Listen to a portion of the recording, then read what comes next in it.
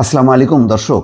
হঠাৎ করেই রাজনীতির আকাশে কালো মেঘের ঘনঘটা, একটা দুর্যোগ মনে হচ্ছে আসন্ন। এই অবস্থায় সব রাজনৈতিক দল এখন বক্তব্য দিচ্ছেন।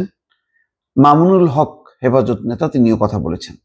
খবরের একটা শিরোনাম, মান অভিমান ভুলে প্রধান উপদেষ্টা এবং সেনা প্রধানকে দায়িত্ব পালনের আহ্বান মামুনুল হকের।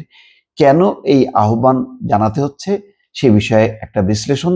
তার আগে দর্শক যারা নিয়মিতভাবে ভয়েস বাংলা দেখছেন তারা অনুগ্রহ করে সাবস্ক্রাইব এবং লাইক শেয়ার দিয়ে আমাদের সঙ্গেই থাকুন। আসুন, কেন মামুনুল হক এই আহ্বান জানালেন একটু বোঝার চেষ্টা করি। তার আগে একটু সংবাদটা দেখি। মান অভিমান ভুলে দায়িত্ব পালন করতে প্রধান উপদেষ্টা এবং সেনাপ্রধানকে আহ্বান জানিয়েছেন হেফাজত ইসলাম বাংলাদেশের যুগ্ম মহাসচিব মাওলানা মামুনুল হক। তিনি বলেন, শহীদদের রক্তের দাগ এখনো শুকায়নি। তিনি বলেন, শহীদদের রক্তের দাগ এখনো শুকায়নি। এরই মধ্যে ফ্যাসিস্টরা নানা রকম চক্রান্ত চালিয়ে যাচ্ছে। তাই জুলাইয়ের চেতনা শানিত করে সব অংশীজনকে ঐক্যবদ্ধ হতে হবে।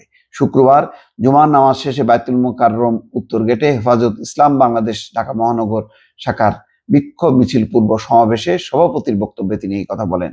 নারী বিষয়ক সংস্কার কমিশন বাতিল, শাপলা জুলাই গণহত্যার বিচার সহ বিভিন্ন দাবিতে এই সমাবেশে ডাকা হয়। তিনি বলছেন যে ষড়যন্ত্র মোকাবেলায় মতভেদ ভুলে জুলাই গণঅভ্যুত্থানের অংশীজন বিএনপি, জামাত, ছাত্র জনতা এবং হেফাজত সহ সবাইকে একসঙ্গে কাজ করতে হবে। সবাইকে উদারতা এবং দায়িত্বশীল আচরণের পরিচয় দিতে হবে। মব সৃষ্টি করে দাবি আদায়ের কালচার চলতে থাকলে দেশ গড়া হবে না। যাই হোক দর্শক, বুঝতেই পারছেন যে ভেতরে ভেতরে নিশ্চয়ই পরিস্থিতি এমনটাই যে এখন এই ধরনের আহ্বান জানাতে হচ্ছে। দুদিন আগে সশস্ত্র বাহিনীর 3 প্রধান, সেনাপ্রধান, বিমান বাহিনীর প্রধান এবং নৌবাহিনীর প্রধান তারা কিন্তু দেখা করেছেন এবং সেখানে সরকারের 3 জন উপদেষ্টা ছিলেন, হাতে গোনা 3 জন উপদেষ্টা ছিলেন। সেখানে অনেক কথা হয়েছে, কি কথা হয়েছে তা জানা যায়নি, কিন্তু বোঝাই যাচ্ছে সম্ভবত তারা কয়েকটি বিশেষ বিষয়ে, করিডোর, সমুদ্র বন্দর, নির্বাচন, এই বিষয়ে কথা বলেছেন। এবং তারপর সেনাপ্রধান রীতিমতো অফিসার্স অ্যাড্রেস এই শিরোনামে সমস্ত অফিসারদের সঙ্গে সারা দেশে বিদেশে সেনা অফিসাররা যে যেখানে ছিলেন তাদের সাথে কথা বলেছেন এবং লম্বা সময় ধরে প্রশ্নের উত্তর দিয়েছেন এবং সেখানে করিডোর, নির্বাচন, এই বিষয়গুলো কথা এসছে এবং তিনি বলেছেন যে নির্বাচিত সরকার ছাড়া গুরুত্বপূর্ণ সিদ্ধান্ত নেওয়া ঠিক হবে না এবং নির্বাচন ডিসেম্বরের মধ্যে হওয়া উচিত। এই বক্তব্যের পর এবং তারপর পরই বিএনপির পক্ষ থেকে নির্বাচনের কথা বলা হয়েছে যে সহযোগিতা অব্যাহত রাখা কঠিন হবে।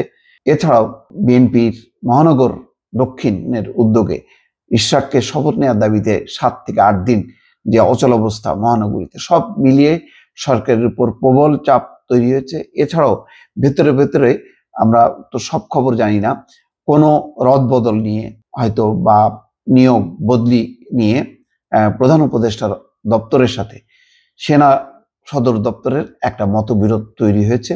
সেখানে কোনো কর্মকর্তাকে গুরুত্ব দেওয়া হচ্ছে বা তাদেরকে গুরুত্বপূর্ণ পদে আনার ব্যাপারে একটা চিন্তা ভাবনা চলছে, যে কারণে ভেতরে ভেতরে একটা দ্বন্দ্ব সংঘাত তৈরি হয়েছে। তার সাথে যুক্ত হয়েছে জাতীয় কয়েকটা ইস্যু, ফলে দূরত্ব বেড়ে গেছে ডক্টর মোহাম্মদ ইউনূসের সঙ্গে সেনাপ্রধান ওয়াকারুজ্জামান।